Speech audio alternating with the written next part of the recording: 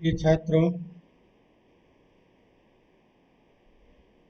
अपना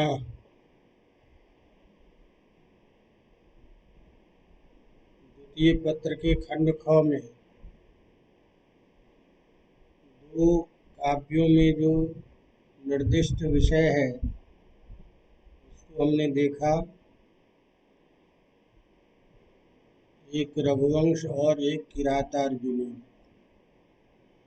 इसके साथ में जो तीसरा ग्रंथ है जिसमें 1 से लेकर के 10 श्लोक तक हमें पढ़ना है वो है कुमार संभव। ये कुमार संभव भी कालिदास की ही कृति है। कालिदास के दो महाकाव्य, एक रघुवंश और एक कुमार संभव, दोनों ही महाकाव्य है। इस कुमार संभव के विषय में भी हमने प्रथम पत्र पढ़ते समय में महाकाव्य की जब चर्चा चल रही थी तो सारा विश्लेषण किया था। अब हमें प्रथम सर्ग के 10 श्लोक की व्याख्या, उसका अर्थ हमको समझना है। इस दृष्टि से चूंकि कथानक आपको याद रहे, प्रसंग ध्यान रहे तो अर्थ समझने में आसानी होगी, इसीलिए थोड़ी सी चर्चा सामान्य 1-2 मिनट करके फिर हम श्लोक की बात करेंगे। जैसा आप जानते हो कि ये कुमार संभव इसका नाम है और नाम से ही इस ग्रंथ के प्रतिपाद्य विषय का पता चल जाता है। कुमार शब्द यहाँ कार्तिकेय के लिए प्रयोग किया गया है और उनका जो संभव माने उत्पत्ति, उनका जो जन्म, कुमार कार्तिकेय के जन्म संबंधी चर्चा जिस ग्रंथ विशेष में है उसका नाम है कुमार संभव। इसमें कुमार संभव तो मुख्य प्रतिपाद्य है, लेकिन कुमार संभव या कार्तिकेय की उत्पत्ति में जो मुख्य बीज है, कारण है, प्रधान रूप से उसका भी वर्णन है। और वो प्रधान विषय क्या है? भगवान शंकर और पार्वती का विवाह। इस दृष्टि से भगवान शंकर और पार्वती का विवाह और उस विवाह से पूर्व पार्वती का जन्म, उनकी तपस्या, भगवान शंकर की प्राप्ति के लिए उनके द्वारा किए गए तप आदि, इसका वर्णन है। अब ये पार्वती जो है वो हिमालय की पुत्री है, इसीलिए प्रथमतया हिमालय का वर्णन, हिमालय के वर्णन से प्रारंभ होकर के और पार्वती की तपस्या आदि का वर्णन करते हुए भगवान शंकर और पार्वती के विवाह के वर्णन के साथ कुमार के जन्म आदि की कथा को लेकर के ये महाकाव्य बनाया गया है और इसका विषय भी ऐतिहासिक है। इस तरीके से यह जो संपूर्ण महाकाव्य है उसमें जैसे हमने पूर्व में चर्चा की है, 17 अंकों के इस महाकाव्य में प्रथम 8 सर्ग जो है वह भगवान शंकर के और पार्वती के अत्यंत प्रेम और प्रेमजन्य रति का वर्णन है। तो यहाँ तक कुछ लोग कालिदास की इसकी कृति मानते हैं, कुछ लोग संपूर्ण ग्रंथ को कालिदास की कृति मानते हैं। ये सब चर्चा थी। तो 17 सर्गों में विभक्त ये जो महाकाव्य है, इसमें संक्षिप्त में कथानक ये हुआ कि इसमें शंकर और पार्वती के विवाह, कार्तिकेय के जन्म तथा उन्हीं के कार्तिकेय के सेनापतित्व में ही देवताओं और तारकासुर का युद्ध और उसके वध का वर्णन है। तो इस दृष्टि से मूल कथानक इसका यही विषय है, क्योंकि तारकासुर को ये वरदान था कि भगवान शंकर की पुत्र के द्वारा ही तुम्हारी मृत्यु, जो असंभव था भगवान शंकर का विवाह होना। तो उस स्थिति में तारकासुर के वध के लिए कार्तिकेय का होना और कार्तिकेय के जन्म के कथानक में इन दोनों का परिणय आदि जो है ये, और जब जन्म होता है फिर उस देवताओं का सेनापतित्व करते हैं ये कार्तिकेय, और इनके सेनापतित्व में तारकासुर का वध होता है। ये कथानक इसमें है। इस कथानक का जो प्रथम सर्ग है, इसमें सबसे पहले जो हिमालय की पुत्री पार्वती है, हिमालय का ही वर्णन है। और हिमालय का जो भी वर्णन है वो भी सामान्य रूप से 10 श्लोक में जो कुछ बातें कही गई है वो हिमालय के बारे में ही कही गई है। वही 10 श्लोक अपने को पढ़ना है, जिसमें हिमालय के स्वरूप, हिमालय का जो प्राकृतिक स्वरूप है उसका वर्णन इसमें किया गया। अवगतम। तो इस प्रथम सर्ग को मूल प्रश्न के रूप में या अन्य सर्गों से आधारित कुमार संभव ग्रंथ को लेकर के जो प्रश्न बन सकता है, इनके काव्य का वैशिष्ट्य या पार्वती की तपस्या की चर्चा, अन्य सारे प्रश्न इस द्वितीय पत्र के प्रथम वर्ग में जब कुमार संभव का विषय आएगा उसमें अधिकतर होगा। इसमें व्याख्या से संबंधित चीजें होगी, उसी की चर्चा हम कर रहे हैं। कालिदास के ग्रंथों के बारे में एक किंवदंती भी है। कालिदास की जीवनी से संबंधित, तो जिसकी ज़्यादा व्याख्या नहीं करेंगे, लेकिन इतनी बातें है कि उनकी पत्नी विद्युत्तमा के द्वारा जब कालिदास निंदित हुए थे, कालिदास थोड़ा सा आहत हुए थे, तो वो वहाँ से जाकर के अत्यंत तपस्या करके शास्त्रों का अध्ययन किया, और जब वह वापस अपने घर में आते हैं तो दरवाजे पर से आवाज़ देते हैं विद्युत्तमा को लिए। विद्युत्तमा अंदर से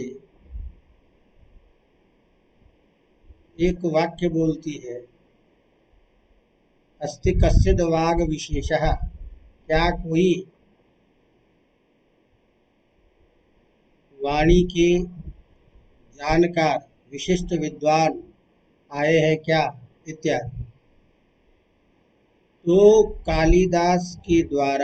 काल विद्युत्तमा के द्वारा जो 3 शब्द प्रयोग किए गए थे, कालिदास ने उन 3 शब्दों को लेकर के अलग अलग महाकाव्य, अलग अलग शास्त्रों की रचना की। तो अस्ति इस पद से इन्होंने कुमार संभव की रचना की। कुमार संभव शब्द का जो प्रारंभ है वो अस्ति शब्द से, इसकी चर्चा हम अभी करेंगे। अस्त्युत्तरस्याम दिशि देवतात्मा हिमालयो नाम नगाधिराजः। इसी तरह से दूसरा जो शब्द था वाक, उस वाक शब्द को लेकर के रघुवंश की रचना की, जिसका प्रारंभिक श्लोक है वागर्था विव संपृक्तो वागर्थ प्रजपत्तो। तीसरी जो पंक्ति है, तीसरा जो शब्द है वो कश्चित, और उस कश्चित को लेकर के जो ग्रंथ बनाया वो खंड काव्य के रूप में, गीत काव्य के रूप में मेघदूत है, जिसका प्रारंभ कश्चित कांता विरह गुरुणा से श्लोक से हो रहा है। क्रम भी वही है जो वाक्य का क्रम है, इसीलिए कुमार संभव को भी सबसे महाकाव्यों में प्रारंभिक काव्य माना जाता है, रघुवंश को उत्तरकालिक काव्य माना जाता है। वो प्रारंभिक जो काव्य है रघुवंश, इसमें ये कुमार संभव, इसका प्रारंभ अस्ति शब्द से। इसके बाद का जो महाकाव्य है उसका प्रारंभ वाक शब्द से, और उत्तरकालिक जो खंड काव्य में विशिष्ट ग्रंथ है मेघदूत, उसका प्रारंभ कश्चित शब्द से हुआ। इस तरह से 3 शब्दों को लेकर के इनकी ये रचनाएं मानी जाती है कि इसीलिए इन 3 शब्दों से प्रारंभ। अस्तु, चलिए इस ग्रंथ में भी ये अस्त्युत्तरस्याम सूत्र, इस श्लोक से इसका प्रारंभ हो रहा है। इसका मतलब ये मंगलाचरण है, और ये मंगलाचरण भी वस्तु निर्देशात्मक मंगलाचरण है। जैसे हमने आपको कहा था कि किसी प्रतिपाद्य विषय, जो प्रतिपाद्य विषय है ग्रंथ का, उसका यदि वर्णन हम करेंगे, उसका भी निर्देश यदि मंगलाचरण में हो जाता है, वो मंगलाचरण वस्तु निर्देशात्मक मंगलाचरण है। यहाँ पार्वती के पिता हिमालय हैं, तो हिमालय का वर्णन प्रारंभ कर रहे हैं, और ये मंगलार्थक इसलिए भी है, ये देवतात्मा है। हिमालय को देवतात्मा कहा गया, देवता का स्वरूप है, देवता का अधिवास है, अर्थात इसे देवभूमि कहते हैं, जहाँ संत ऋषि महात्मा और बड़े योगी साधना किया करते हैं। इसीलिए इसका उच्चारण करना, इसका वर्णन करना स्वतः मंगल कारक है। इस दृष्टि से मंगलाचरण मंगल का भी बोधक है और विषय वस्तु का भी बोध कराता है। तो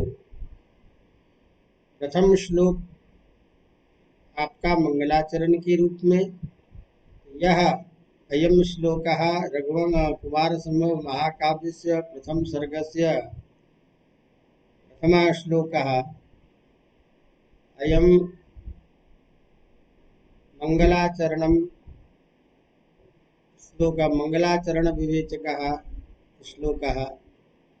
अत्र वस्तुनिर्देशात्मकं मंगलाचरणम्। अस्मिन् श्लोके हिमालय पर्वतस्य वर्णनम् अस्ति, तस्य स्वरूपम् अत्र वर्णितं वर्तते। वो हिमालय पर्वत कैसा है, क्या है, उसी को चर्चा करते हुए कहते हैं। श्लोक में प्रारंभ करता हुआ कहते हैं, अस्त्युत्तरस्यां दिशि देवतात्मा हिमालयो नाम नगाधिराजः।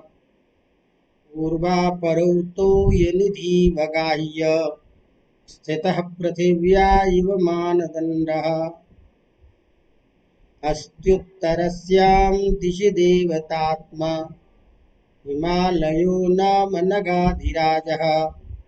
पूर्वा परौतो यनिधि वगाह्य स्थितः पृथिव्या इव मानदंडः। तो अस्ति उत्तरस्याम दिशि, अस्ति है, उत्तरस्याम दिशि उत्तर दिशा में, अर्थात भारत की उत्तर दिशा में। तो यहाँ भारत शब्द श्लोक में नहीं है, लेकिन यह भारत की प्रकृति का वर्णन है, हिमालय का वर्णन है, और हिमालय भारत की उत्तर दिशा में। अतः यहाँ अर्थ करते समय कस्याम दिशि उत्तरस्याम दिशि, कस्य उत्तरस्याम दिशि, भारतस्य उत्तरस्याम दिशि, भारत के उत्तर दिशा में, भारत के उत्तर भाग में कौन है? हिमालय, हिमालय पर्वत।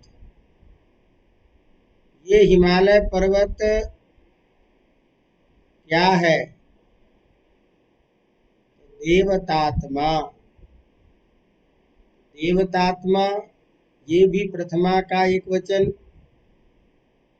हिमालयः प्रथमा का एक वचन, नगाधिराजः प्रथमा का एक वचन।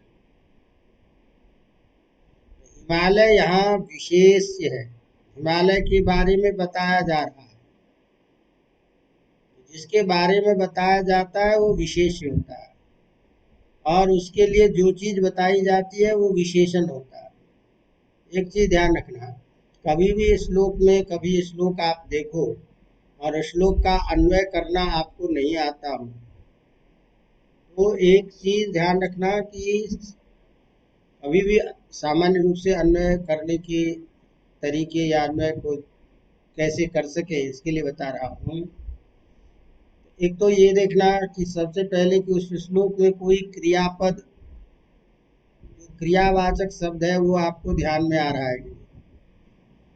तो क्रियावाचक शब्द जो होगा उसको आप संभाल के रखो। उसके बाद में आपको देखना है कि उस शब्द श्लोक में कितने शब्द ऐसे हैं जो समान विभक्ति वाले हैं। अर्थात मान लो द्वितीया विभक्ति का जो पद है, तो कितने द्वितीया विभक्ति वाले पद हैं। तो जितने भी द्वितीया विभक्ति वाले पद है उसको इकट्ठा कर दो, तृतीया विभक्ति वाले हैं उसको इकट्ठा कर दो, चतुर्थी विभक्ति वाले हैं उसको इकट्ठा कर दो। नहीं है, कोई एक ही है, एक को ही अलग रखो। तो चाहे प्रथमा में, द्वितीया, तृतीया, तो समान विभक्ति वाले जितने भी पद हैं उनको इकट्ठा करके और अंत में क्रियावाचक पद रख दो, वो आपका अन्वय हो जाएगा। भले ही आपकी किताब में अन्वय कुछ भी दिया हुआ हो, वो आपका अन्वय गलत नहीं होगा, क्योंकि संस्कृत में जो समान विभक्ति वाले पद होते हैं वो एक दूसरे के लिए बोले जाते हैं, उसमें विशेष विशेषण भाव होता है, उसी में उसका अर्थ होता है। तो यदि वो आप आगे पीछे कहीं भी रखते हो, द्वितीयांत शब्द के पहले रखो या द्वितीयांत शब्द के बाद में रखो, उससे अर्थ में अंतर नहीं आता। अंतर हम तब कर हो जाता है दिक्कत जबकि हम बीच बीच में अन्य विभक्ति वाले पद को भी रख देते हैं, क्योंकि श्लोक में छंद निर्माण के लिए छंद की दृष्टि से कोई भी शब्द कहीं पर में रखा रहता है, और अन्वय तो है कि हम उसको सही तरीके से वाक्य के रूप में अर्थबोध कैसे करें। तो वाक्य में अर्थ जानने के लिए कौन शब्द किसके लिए बोला जाता है ये जानना जरूरी होता है। जैसे अभी हमने कहा कि है, अस्ति है, ये क्रियावाचक है, क्रियावाचक है, इसको हम अपन अंत में रख ले। अब हम इसमें पहले सारे प्रथमा विभक्ति को कहा, नगाधिराजः देवतात्मा हिमालयो नाम, हिमालय भी प्रथमा है, नगाधिराजः भी प्रथमा है, देवतात्मा भी प्रथमा है। ये सारे सभी शब्द आपस में एक दूसरे के लिए विशेष विशेषण भाव। तो उत्तर दिशा में, अब इसको यदि हम ये भी कह दें कि नगाधिराजः देवतात्मा हिमालयः उत्तरस्यां दिशि अस्ति, तब भी हमारा अन्वय सही है। यदि हमने पहले कहा उत्तरस्यां दिशि नगाधिराजः देवतात्मा हिमालयः अस्ति, तब भी हमारा सही वाक्य है।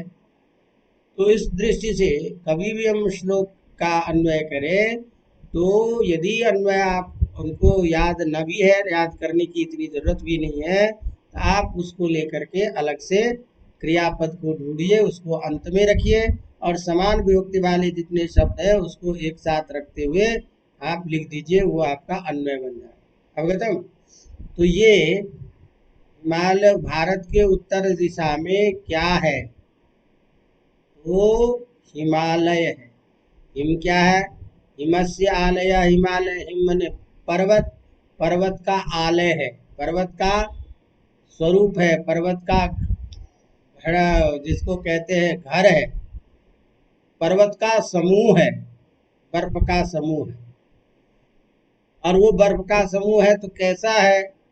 तो कहा नगाधिराजः, नगाधिराजः न गच्छति नगः, जो कभी चले नहीं, एक जगह पर स्थित रहे, उसको कहते हैं नग। नग मने पर्वत। तो नगाधिराजः मने पर्वतानाम अधिराजः, अधिकः राजः इति अधिराजः, जो सबसे बड़ा, जो सबसे श्रेष्ठ, तो पर्वतों का राजा, इसीलिए हिमालय को पर्वतराज कहा जाता है। तो नगाधिराजः नाम पर्वतराजः, सभी पर्वतों का जो अधिराज है, जो राजा है, श्रेष्ठ है, सभी पर्वतों में जो श्रेष्ठ, जिसे जो कैसा है? तो देवतात्मा है, जो देवता के आत्मा के स्वरूप में है, जो देवता स्वरूप है, अर्थात देवता के रूप में ही वह है। इसीलिए देवतात्मा कहने के कारण इसको देवभूमि, देवत्व की स्थापना करते हैं। ये मंगल कारक भी है इसीलिए, क्योंकि ये देवभूमि कहा जाता है। तो देवतात्मा इस शब्द के द्वारा देवभूमित्व की सूचना दे रहे हैं कालिदास। ये सामान्य हिमालय, सामान्य पर्वत नहीं है, ये देवतात्मा है, देवभूमि है, ये इसे देवता का स्वरूप माना गया है। तो इस भारत की उत्तर दिशा में क्या है? सभी पर्वतों का राजा, देवभूमि या देवता का स्वरूप वाला, देवता के समान स्वरूप वाला हिमालय है, हिमालय पर्वत है। जो कैसा करता है, किस रूप में है? तो पूर्वापरौ तोय निधि वगाह्य, जो वह हिमालय पर्वत पूर्वापर, हिमालय के पूर्व, पूर्व दिशा में, और पर पश्चिम दिशा, जिसके पूर्व और पश्चिम दिशा में समुद्र है। तो जो समुद्र है पूर्व और पश्चिम दिशा में, उसमें प्रवेश किया हुआ, पूर्व दिशा में भी प्रवेश किया हुआ है और पश्चिम में भी प्रवेश किया हुआ। तो पूर्व और पश्चिम दोनों में जो तोय निधि, तोय निधि माने समुद्र है, उस समुद्र में मानो वगाह्य प्रवेश कर चुका हो, उस समुद्र के अंदर घुसा हुआ, वो जो हिमालय अपने पूर्व और पश्चिम दोनों तरफ समुद्र में प्रवेश किया हुआ, मानो स्थित पृथिव्याः मानदंडः इव, ये जो पृथ्वी है, जो धरा है, उसको धारण किया हुआ पर्वत, पृथ्वी का मानदंड के रूप में, प्रतिमान के रूप में खड़ा है। तो दोनों तरफ समुद्र में प्रविष्ट किया हुआ यह हिमालय मानो पृथ्वी का मानदंड के रूप में स्थित होकर के पृथ्वी को समुद्र से बचाने के लिए, कि इस पृथ्वी को समुद्र का कोई प्रभाव न पड़े, इसलिए इस पृथ्वी का मानदंड बना हुआ यह हिमालय पर्वत खड़ा हुआ है, या हिमालय पर्वत है जो भारत की उत्तर दिशा में है। तो इसमें समुद्र, दोनों तरफ समुद्र में प्रविष्ट किया हुआ हिमालय पर्वत का इतना दृढ़ रूप में स्थित होकर के समुद्र से इस पृथ्वी को रक्षा करने वाला भी इस हिमालय पर्वत को बताया जा रहा है कि यह सामान्य पर्वत नहीं है जो दोनों तरफ समुद्र में प्रवेश किया हुआ, मानो पृथ्वी को धारण करके पृथ्वी को स्थिर किया हुआ पर्वत को इसीलिए पर्वत कहते हैं। तो उस पे पर्व रहता है, इसीलिए इसको भूधर भी कहते हैं। भूधर मैंने भू को जो धारण करता है, इसीलिए गुरुत्वाकर्षण की शक्ति से पृथ्वी की जड़ को कसा रहता है पर्वत। इसीलिए पर्वत को काटने से मना किया जाता है कि पर्वत को काटने से पृथ्वी हल्की हो जाएगी। तो पृथ्वी में जो ये व्यापक जो भूकंप आदि होते हैं, जो पृथ्वी का डगमग की स्थिति बनती है, वो सब पहाड़ के कटने से, इसीलिए भूधर है ये पर्वत। क्या है? भूधर।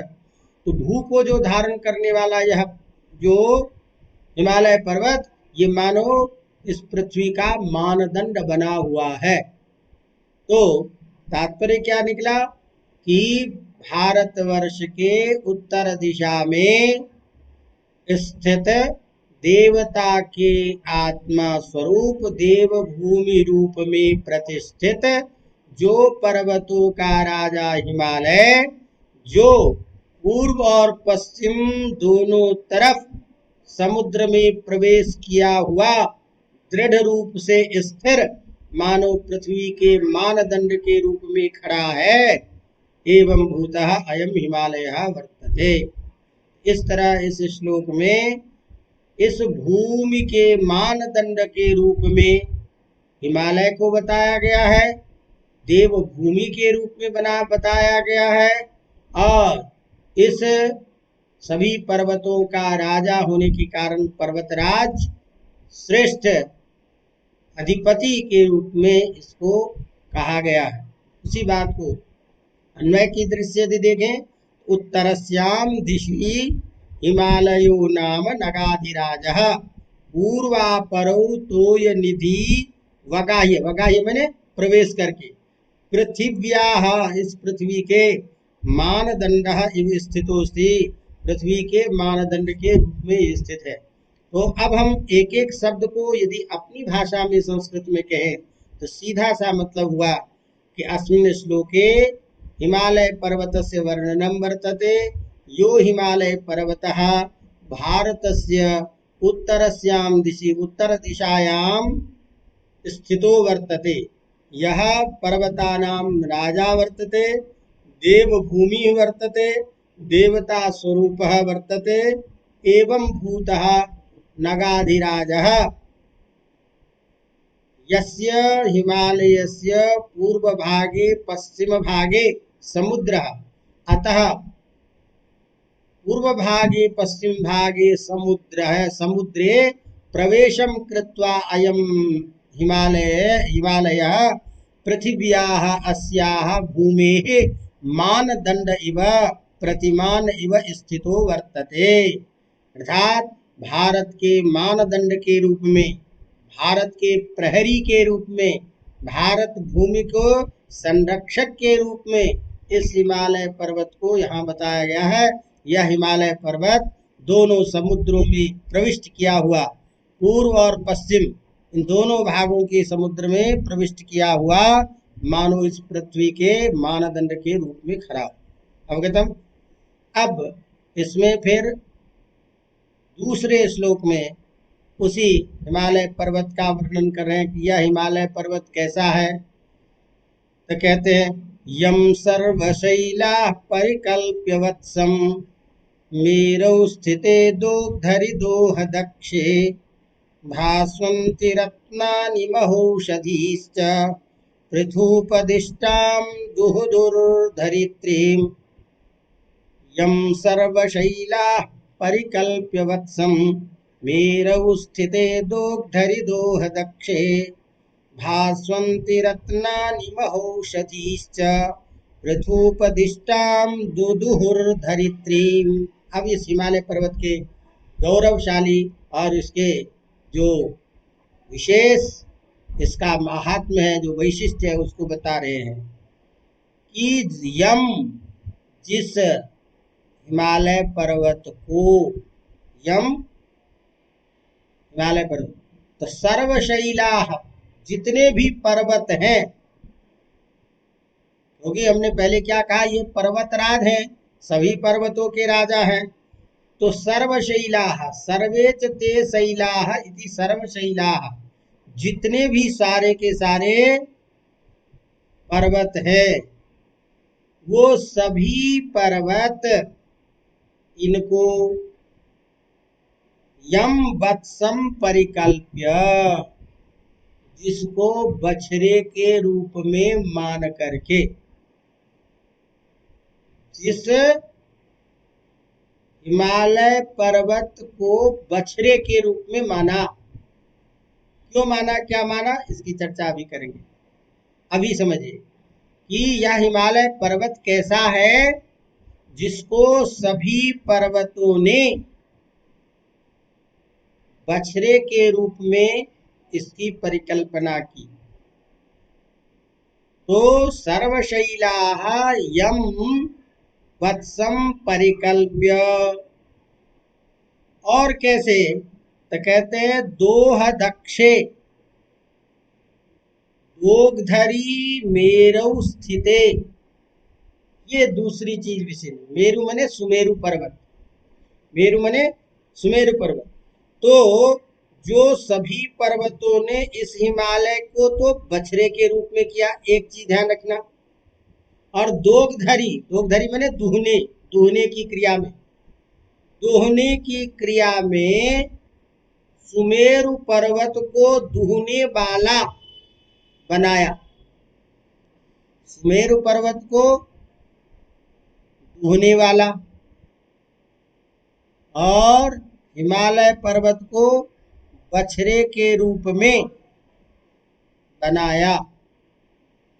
अभी एक बार शब्दार्थ देख ले, फिर उसके बाद में हम इसकी बात करेंगे। ये सब पौराणिक कथा के हैं कि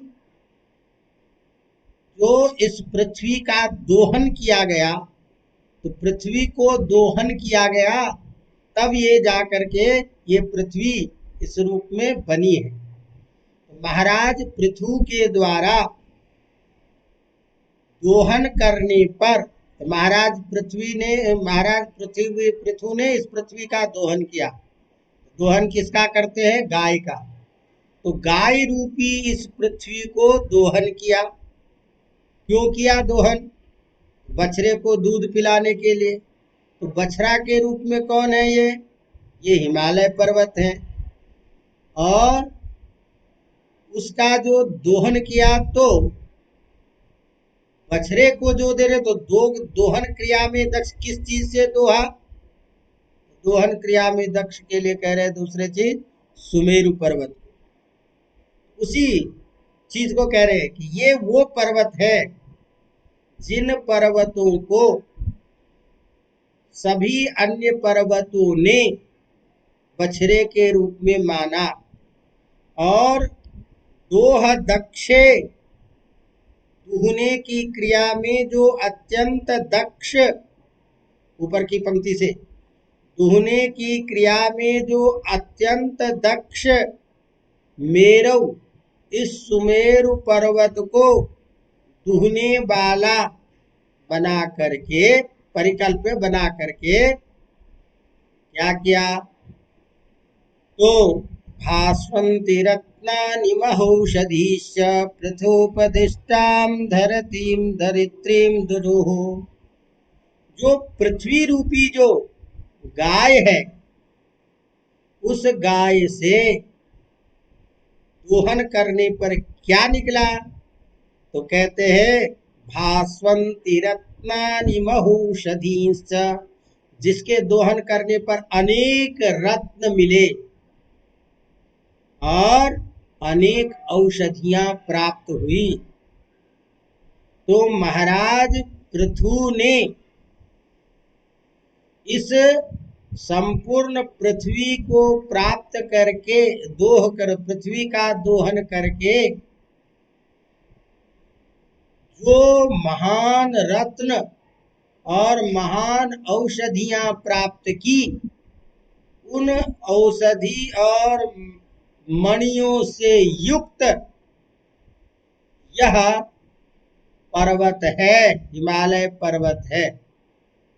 तो इस बछड़े के लिए प्राप्त मणि और औषधियां, ये पृथ्वी के दोहन करने से प्राप्त हुआ, वो सारी चीजें इस हिमालय पर्वत पर है, जिसको सुमेरु पर्वत के द्वारा उसको दोहन किया। पृथ्वी रूपी गाय का दोहन यह सुमेरु पर्वत के द्वारा जो किया गया, और उस दोहन से जो प्राप्त मणि औषधि आदि है, उन सभी से युक्त यह हिमालय पर्वत है। तात्पर्य क्या है कि समस्त औषधियों से युक्त, मणि आदि रत्नों से युक्त, अत्यंत सुंदर, सभी रत्नादि को देने वाला, सभी औषधियों को देने वाला यह हिमालय पर्वत है, जिसको सभी अन्य पर्वतों ने पुत्र वत्स के रूप में माना। तो पृथु के द्वारा दोहन किए गए पृथ्वी से निकली हुई समस्त औषधियां और रत्नों से युक्त यह हिमालय पर्वत विद्यमान है, सुंदर है, सुशोभित है, इति तात्पर्य। ये तात्पर्य है कि हिमालय जो है उसका जो गौरव है कि हिमालय रत्नों का खान है, हिमालय में विभिन्न प्रकार की रत्न है, हिमालय में समस्त प्रकार की औषधियां प्राप्त होती है। तो विभिन्न औषधि लता इत्यादि से युक्त अत्यंत सुंदर यह हिमालय पर्वत है, जिस हिमालय पर्वत को अन्य सभी पर्वतों ने पुत्र के रूप में और सुमेरु को दोहन करने वाले के रूप में माना। ऐसा यह हिमालय पर्वत विभिन्न रत्नों से युक्त, अनेक प्रकार के औषधियों से संपन्न, सबको आनंदित करने वाला है, इति तात्पर्य। अवगतम? तो उसी बात कहते हैं यम सर्वशैला परिकल्प्य में वत्सम मेरौ स्थिते दोग्धरि दोह दक्षे।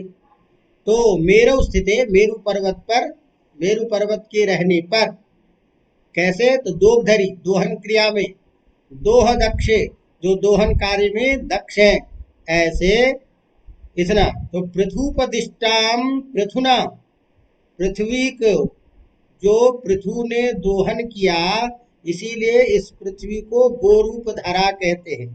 तो गोरूप इस पृथ्वी को पृथु ने दोहन करके जो रत्न औषधि आदि प्राप्त किया, उस रत्न आदि औषध से युक्त यह हिमालय पर्वत है, इति तात्पर्य। उसी कहते हैं यम सर्वशैला परिकल्प्य वत्सम मेरौ स्थिते दोग्धरि दोह दक्षे भास्वन्ति रत्नानि महौषधीश्च पृथुपदिष्टाम दुहुर धरित्री। दुहुर, दुहु मने दोहन किया, धरित्री मने पृथ्वी को, पृथुपदिष्टा मने पृथु के द्वारा किए गए, पृथ्वी रूपी जो महाराज पृथु है, उस पृथु के द्वारा यह निकाली गई जो पृथ्वी है, उस पृथ्वी पर स्थित यह हिमालय पर्वत जो है, जो विभिन्न रत्नों का समूह है, जो विभिन्न रत्नों को रखने वाला है, विभिन्न प्रकार के औषधियों दवाइयों से युक्त है, ऐसा यह हिमालय पर्वत। अवगतम? अब इसको तीसरे श्लोक में कह रहे हैं अनंतरत्न प्रभवस्य यस्य हिमं न सौभाग्य विलोपि जातम् एको हि दोषो गुण सन्निपाते निमज्जतीन्दु किरणे स्विभांकः। ये जो श्लोक है इसका अंतिम जो चरण है सूक्ति रूप में बहुत प्रसिद्ध है। और कैसा है? तो इस हिमालय पर्वत का वर्णन करते हुए कहते हैं, फिर से श्लोक पढ़ रहा हूं। अनंत रत्न प्रभवस्य यस्य हिमं न सौभाग्य विलोपि जातम् एको हि दोषो गुण सन्निपाते निमज्जतीन्दो किरणे स्विभांकः। कहते हैं यस्य, जिस हिमालय पर्वत का, हिमालय पर्वत की शोभा को विकार बिगाड़ नहीं सका कितना भी हो। तो कहते हैं यह हिमालय पर्वत कैसा है? जो अनंत असंख्य अनेक प्रकार के रत्नों को उत्पन्न करने वाला है। अभी पीछे के श्लोक में कहा अनेक रत्नों से युक्त। तो जहां अनेक प्रकार के रत्न प्राप्त होते हैं, ऐसा अनेक प्रकार के रत्नों को उत्पन्न करने वाला यह अत्यंत सुंदर विशिष्ट जो हिमालय पर्वत, यस्य सौभाग्य विलोपी न जातम हिमम, इस हिमालय पर्वत के सुंदरता को, सौभाग्य मैंने सुंदरता, इसके सुंदरता को खत्म नहीं कर सका। इस हिमालय पर्वत की सुंदरता को कभी समाप्त नहीं कर सका। क्यों हिमालय की सुंदरता खत्म कैसे होती? तो जैसे हिम जो है क्या है? बर्फ है। तो बर्फ के पिघलने से उस पर्वत का स्वरूप विखंडित हो जाता है। तो क्योंकि बर्फ के पिघलने से जिस हिमालय पर्वत का स्वरूप बिगड़ जाना चाहिए था, उस बर्फ के पिघलने मात्र से हिमालय पर्वत की सुंदरता में कोई कमी नहीं आती। बर्फ तो है वो पिघलेगा और पिघलने से उसका स्वरूप खत्म होगा, लेकिन बर्फ के पिघल जाने रूपी जो दोष है, उस दोष से भी हिमालय पर्वत की सुंदरता में कोई कमी नहीं आ रही। तो क्यों नहीं आ रही है? तो उसके लिए कारण बता रहे हैं। तो पहले तो अनंत रत्नस्य प्रभवस्य यस्य हिमम सौभाग्य विलोपी न जात। ये जो हिम है, जो बर्फ, वो अनंत रत्नों को उत्पन्न करने वाला जो यह हिमालय पर्वत, इस हिमालय पर्वत के सौभाग्य को, सुंदरता को, इसके ऐश्वर्य को, इसके महत्व को गुण करने, विलोप करने वाला, नष्ट करने वाला नहीं हो सका। कितना भी बर्फ पिघल जाए, लेकिन इस हिमालय की जो सुंदरता है, उस सुंदरता को समाप्त करने में, कम करने में वो समर्थ नहीं हो सका। क्यों नहीं हो सका? तो कहते हैं क्यों? एको हि दोषो गुण सन्निपाते निमज्जतीन्दो किरणे स्वविशांकः। क्योंकि यदि महान गुणों का समुदाय हो और उसमें यदि कोई एक छोटा सा दोष भी कोई हो जाता है, तो वो दोष की तरह नहीं हो पाता। वो दोष भी उसमें मिल जाता है, वो दोष कारक नहीं और सुंदरता को ही बढ़ाने लग जाता है। कैसे? तो जैसे चंद्रमा जो है उसमें अत्यंत सौंदर्य है ना। तो चंद्रमा का सौंदर्य सर्वत्र ख्यात है, लेकिन चंद्रमा में है क्या? कलंक, काले का निशान है। वो कलंक जो है वो दूषित करने वाला पदार्थ है, वो दोष है। लेकिन इतना सुंदर व्यापक सौंदर्य युक्त जो वह चंद्रमा, उस चंद्रमा में छोटा सा रहने वाला वह जो कलंक, वो चंद्रमा की शोभा को कम नहीं कर पाता है, बल्कि चंद्रमा को और सुंदर ही बना देता है, चंद्रमा के एक स्वरूप में उत्कर्ष ही ला देता है। तो कोई एक छोटा सा दोष किसी महान गुण समुदाय को, जैसे उसके व्यापकता को, सौंदर्य को खत्म नहीं कर सकता, जैसे चंद्रमा के सौंदर्य को चंद्रमा में छोटा सा रहने वाला कलंक रूपी जो दोष, वो दोष चंद्रमा की सुंदरता को कम नहीं कर पाता, इसी तरह से असंख्य रत्नों को, महान औषधियों को, अनेक दवाइयों को देने वाला, उत्पन्न करने वाला जो यह हिमालय पर्वत है, इस हिमालय पर्वत पर यह हिम जो है, बर्फ का पिघलना, ये हिम बर्फ का पिघलना इस हिमालय पर्वत की सुंदरता को कभी कम नहीं कर रहा। इस तरह से हिमालय पर्वत पर जो स्वाभाविक रूप से बर्फ के पिघलना, उस पिघलने से होने वाला जो दोष है, उस दोष को भी कालिदास कह रहे हैं कि वो दोष भी हिमालय पर्वत के सौंदर्य को, उसकी विशेषता को, इसके महत्व को कुछ कम नहीं कर पाता। अर्थात सभी रूपों में स्थित, अनेक औषधियों से युक्त, देवभूमि के रूप में प्रतिष्ठित, अत्यंत समस्त प्रकार के रत्नों, विशेष रत्नों को देने वाला यह हिमालय पर्वत हमेशा दृढ़ रूप में स्थिर खड़ा रहता है। उसी बात को लिखते हैं, अनंत रत्नस्य प्रभवस्य यस्य, प्रभव मने उत्पन्न करने वाला, तो अनंत रत्नों को प्रभव मने उत्पन्न करता है जो, तो प्रभवती अस्मात् इति प्रभवः कारणम, जो किसी चीज को उत्पन्न करता है, तो अनंतानाम अपरिमितानाम रत्नानाम श्रेष्ठ वस्तूनाम प्रभवस्य यस्य हिमाद्रेः, तो अनंत रत्नों को उत्पन्न करने वाला यह जो हिमालय पर्वत का जो हिम है, वह हिम इस हिमालय के सौभाग्य विलोपी न जातम, इसके सौंदर्य को, इसके ऐश्वर्य को कम नहीं कर सका, कम करने में समर्थ नहीं हुआ। न जातम, कथम न जातम, एको ही दोषो गुण सन्निपाते, एक छोटा सा दोष रहने पर भी, गुण समुदाय में अत्यधिक गुणों में एक छोटा सा दोष रहने पर भी वो दोष नहीं गिना जाता, वो दोष उसकी सुंदरता को कम नहीं कर पाता।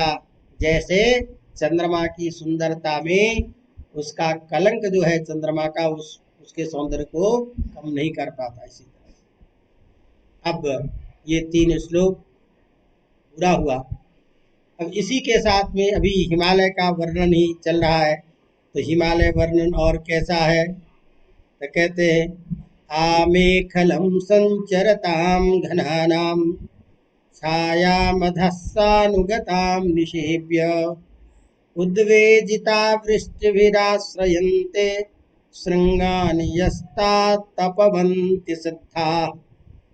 अब देखो, हिमालय पर्वत का जो पूर्व में वर्णन किया, वो सारी चीजें एक एक करके थोड़ा सा उसका विश्लेषण कर रहे हैं।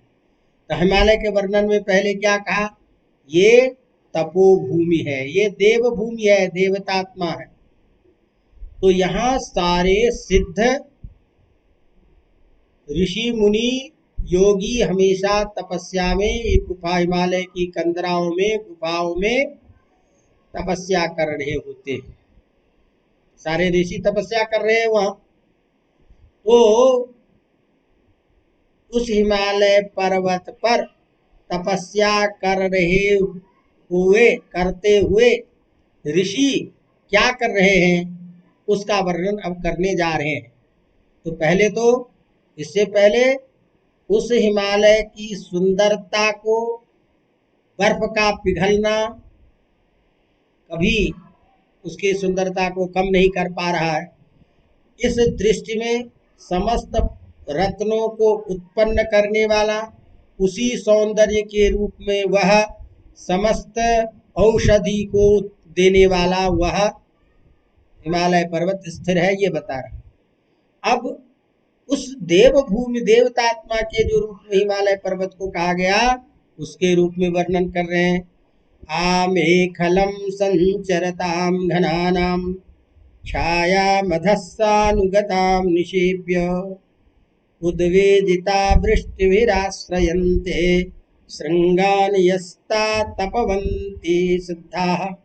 सिद्धाः जहाँ सिद्ध लोग, सिद्ध मुनि ऋषि लोग, आमेखलम संचरताम,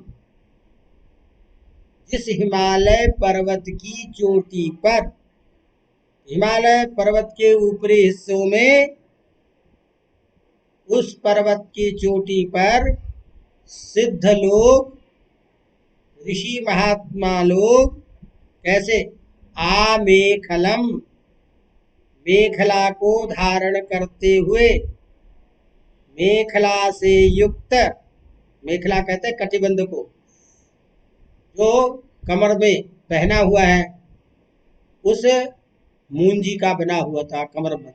तो मेखला को धारण किए हुए जो, ये अगला श्लोक है, हाँ अगला, ये 5वें श्लोक आगे पलट गया। चलो इससे पहले एक श्लोक और है, पहले इसको देख लें। 5वां श्लोक कह रहे, यश्चाप्सरो विभ्रम मंडनानां संपादयित्रीं शिखरैर्बिभर्ति बलाः कच्छेद विभक्त रागाम अकाल संध्यामिव धातुमत्ताम।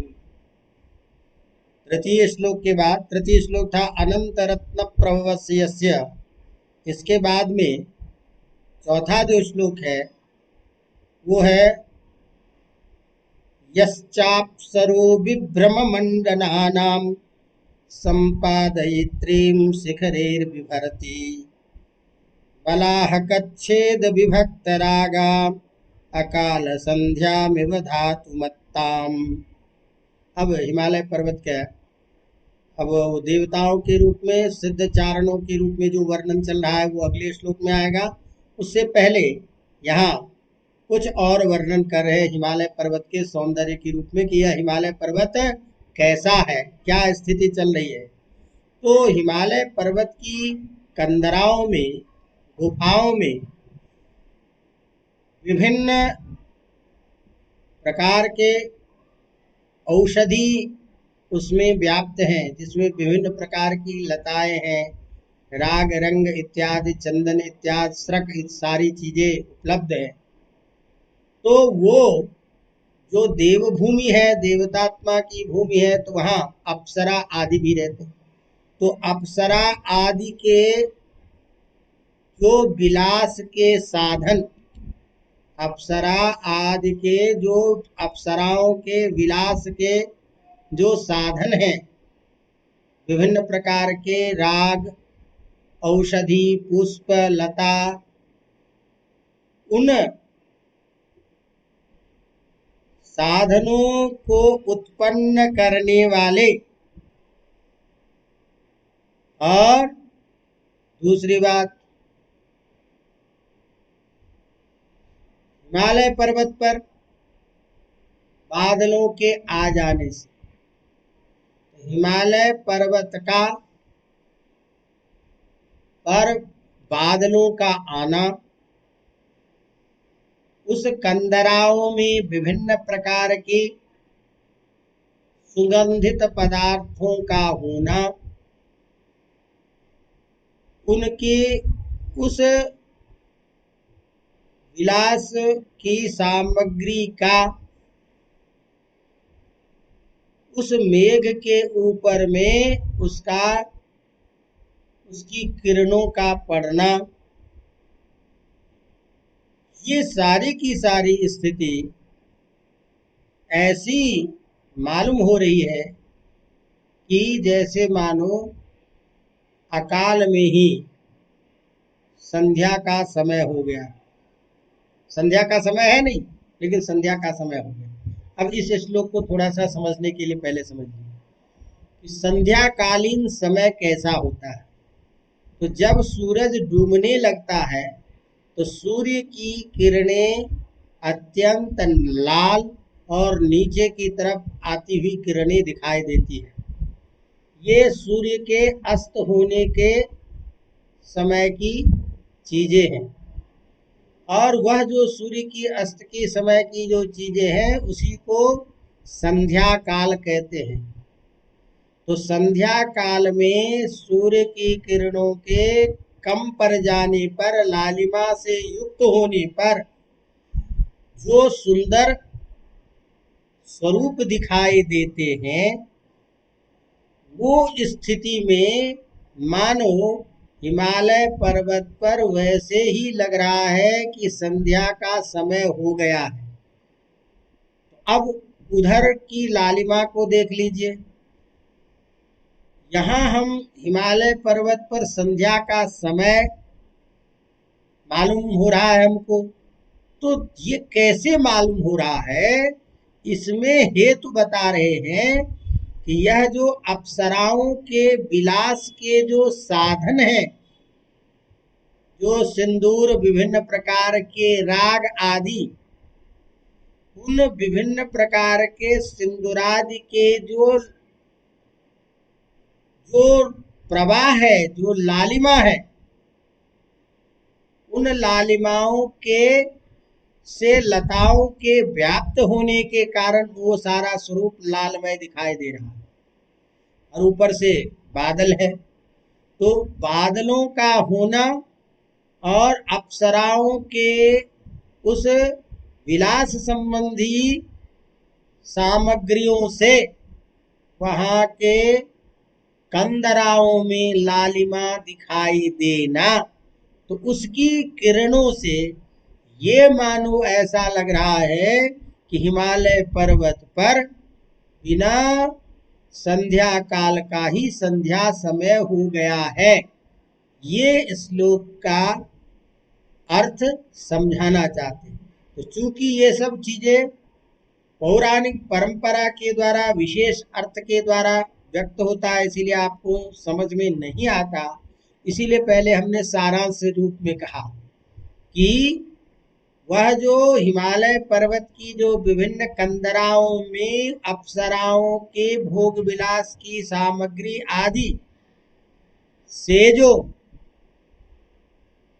परिवर्तित वहां लता कंदरा का जो रंग है, वह लालिमा और आकाश मेघ बादल का वहां होना, वह इस तरह से उस लालिमा को व्यक्त कर रहा है जैसे संध्या काल के समय में वह लालिमा प्राप्त होती है। तो इस तरह से ये लग रहा है कि मानो अकाल में ही संध्या हो गई। ये बात इस श्लोक में कर रहे हैं। तो अब उस चीज को श्लोक के शब्दों के द्वारा देखिए।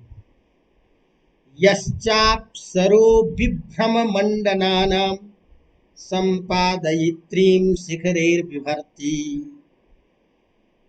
यह माने जो हिमालय है, अप्सरो विभ्रम मंडनानां, विभिन्न प्रकार अप्सरों के, मंडन माने आभूषण, तो अप्सराओं के विभिन्न प्रकार के जो आभूषण की सामग्री है, उस विभिन्न प्रकार के आभूषणों के सामग्री के द्वारा को संपादयित्री मने बनाने वाले, शिखरैर बिभर्ती, शिखरई मने शिखरों पर, पर्वत कंदराओं पर। तो जो हिमाद्रि, हिमाद्रि मने पर्वत, हिम मने हिमालय पर्वत, अद्रि मने कंदरा, हिमालय की कंदराओं में अप्सर मने अप्सराओं के, विभ्रम मने जो विलास आदि है, उस विलास आदि का जो आभूषण सामग्री है, उस सामग्री के कारण विपरीत स्वरूप हो चुका है जिस कंदराओं का, जिसमें लालिमा आदि लग चुकी है, ऐसा वह उस तरह से आभूषणों के रंग से युक्त जो कौन शिखरेर विभर्ति, जो शिखर पर उसके जो स्वरूप दिखाई दे रहे हैं, उस शिखर पर बलाहकच्छेद विभक्त रागात, ये जो बलाहक है, बलाहक माने चंद्रमा और मेघ बादल, तो बादलों के द्वारा वह क्या करे अगला, तो छेद विभक्त राग, बादलों के द्वारा उस पर बादलों के स्वरूप आ जाने से जिसके रंगों की परछाई बादल से जुड़ रही है, वह बादलों के साथ में विभक्त होता हुआ, मेघों के साथ में विभक्त होता हुआ, वह जो कंदराओं की जो लालिमा है, जो स्वरूप है, जो रंग है, वो बादलों के साथ में मिल करके मानो अकाल सध्यामिव धातु मत्ता, जैसे मानो अकाल के बिना समय का ही संध्या काल समय हो गया है, इस तरह के स्वरूप को बना रहा है, या इस तरह का स्वरूप उस पर्वत शिखर पर हो चुका है। तात्पर्य क्या निकाला, जो हिमालय अप्सराओं के विलास के विभिन्न साधनों का संपादन करने वाले तथा मेघ के टुकड़ों को अपने मेघ के टुकड़ों में अपने रंग को व्याप्त करने वाली जो सिंदूर आदि संपदा ऐश्वर्य है, उस रंगों से युक्त हिमालय पर्वत पर मानो बिना संध्या का ही संध्याकालीन समय लग रहा है। अर्थात जहाँ अनेक प्रकार के अप्सराओं के विभ्रम विलास का जो क्षेत्र है, जहाँ अनेक प्रकार की अप्सराएं अपने मनोविनोद किया करती है, और उस मनोविनोद से उत्पन्न होने वाले जितने भी उनके आभूषण आदि हैं, उन आभूषणों आदि से कंदराओं के व्याप्त हो जाने से उनकी किरणों से युक्त, किरणों उनके स्वरूप पर बादलों की के आभा को, बादलों पर उसकी परछाई पड़ने से वह मानो ऐसा लग रहा है कि अकाल में ही बिना समय का ही संध्या का समय हो चुका है, ऐसा वह पर्वत। तो इसके द्वारा क्या बता रहे हैं कि पर्वत पर विभिन्न प्रकार की औषधियाँ भी हैं, पर्वत पर विभिन्न अप्सराओं के द्वारा किए जाने वाले विहार विभ्रम आदि भी है। तो ये सारी चीज़ों से युक्त, अनेक चीज़ों से युक्त, अनेक औषधियों से युक्त, सिद्ध महर्षि से युक्त, ये विभिन्न चीज़ों का आश्रय स्थान यह हिमालय पर्वत है, इति तात्पर्य। चलिए यहाँ तक अभी चर्चा की, तो अब ये बहुत हो गया। अब आगे का जो चल रहा था, आमे खलाम संचरताम घनानाम छाया मध इत्यादि, इस श्लोक की चर्चा करेंगे। तो थोड़ा सा ये 2-4 बार आप श्लोक को ध्यान में रखेंगे, क्योंकि ये सब चीज़ें पहले आप लोग कुछ सुने नहीं हो, पढ़े नहीं हो, और नए विषय आ जाने से थोड़ा सा ग्रहण करने में दिक्कतें आती है। लेकिन इसीलिए हमने बार बार एक चीज़ को अभ्यास के द्वारा बताया, तो उस चीज़ को देखते रहिए। फिर आगे की प्रक्रिया में जो शेष है उसको